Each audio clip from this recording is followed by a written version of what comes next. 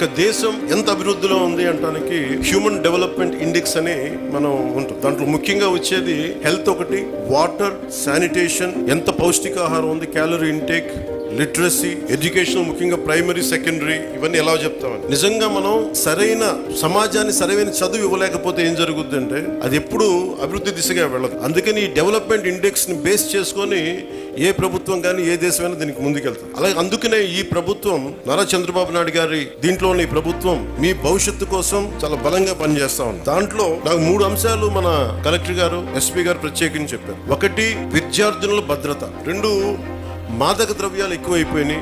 3వది social మీడియాలో, అలాగే social media ఎలా ఉందని. ఏదైనా సరే మనం ఎలా వాడుకునే దాన్ని బట్టే ఉంటుంది. ప్రభుత్వాలు కానీ, గత ప్రభుత్వాలు కానీ ఎవరైనా సరే ఈ సోషల్ మీడియాకి సంబంధించి ఐప్యాడ్స్ కానీ ఇచ్చారు అంటే అది మీ చదువుకు ఉపయోగపడతాయని, కానీ ఇది ఇంకొకలా వాడటానికని కదా. కష్టం, అది నాకు తెలుస్తుంది.